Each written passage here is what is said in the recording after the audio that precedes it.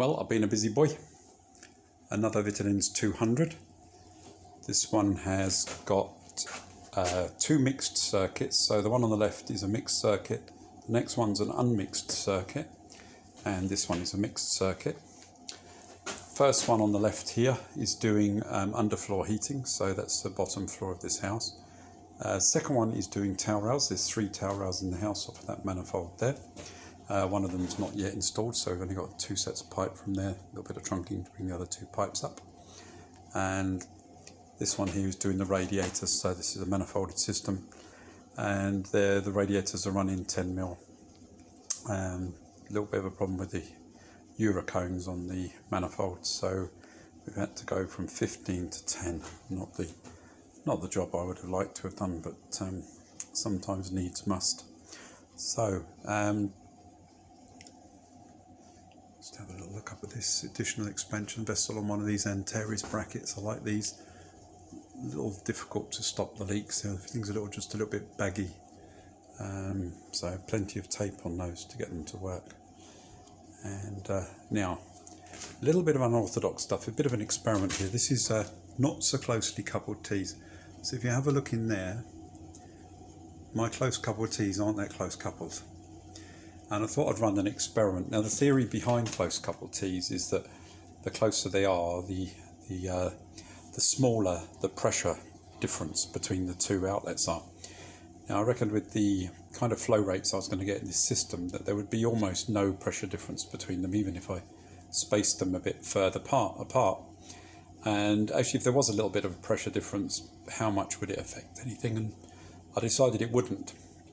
And so I've done it, and everything is running tickety-boo. And I'm glad to say, because there wasn't much space in this job to get everything that I wanted. In hindsight, I think I would have put the boiler a little bit higher up. Just tried to fit a little bit more in there. It's a little bit tight. But so anyway, yeah, what we've got the flow in to come along here. So this is like my distribution header. Then I'm having to run back across again to go to my flow for this one. I just didn't have room in the space I had to line up the divicons. So it would be nice if the boiler could have gone here, for example. We could have gone in one direction and run the divicons and the manifolds all in one area, but we couldn't do it. So we've ended up with this compromise, all these pipes running backwards and forwards. It's taken a lot of time, actually. It's been a very tricky one to do. Taken a lot of time planning, laying out, trying to get everything to fit in. Track pipe there, so no joints under the floor. So we've brought the main supply into the boiler, and then we've teed off there for any potential cooker. There's a capped off point the other side of the house, but they're not actually having gas for the cooker at the moment. That's just there in case they choose to have it later. So yeah, now another little one. I don't know if we've got any good light here. Let's have a little look. That's good enough. On YouTube, our very nice friend Jonathan Hallam had been showing us how to bend pipes, and I thought I'd have a go.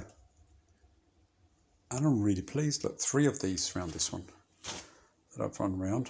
So here we've got the cold feed, got a reducing set there. Not the best place for it, guys, I know, but there's not room up here, so it's going to have to go down below the level of the cylinder. And we're talking about having to pass by the connection point of the vessel, so I've done that here. Had to hang it sideways though, and to fit it in the space. So we've got the water coming in, 32mm main, going through our softener. Well, it's not going through the softener yet. This is a great water softener. Brett Benson, thank you very much for sorting that out. It's a bit of a forum job, this actually, isn't it? So you think about the divicons have come recommended on the forum. This water softener we've come by through the forum, and close coupled T's really comes from, well, kind of YouTube forum-y thing, and this pipe bending comes from a member of the forum. Okay, I got it off of YouTube. Maybe a bit of a tenuous link. Just changed this bit. It's looked really beautiful before, but my non-return valve wasn't functioning very well. I had it in the upright position, so it's having to be lifted open, and it didn't like it, so I've had to repipe it on the horizontal, and now it looks a bit... I just lost that artistry touch. All the beautiful bends I had on this job. Anyway, really pleased with this. You can't see it so well here, but these pipes I formed around the builder on site. It's got his cement mixer outside, and it just happens to have a beautiful radius to follow just outside of a cylinder.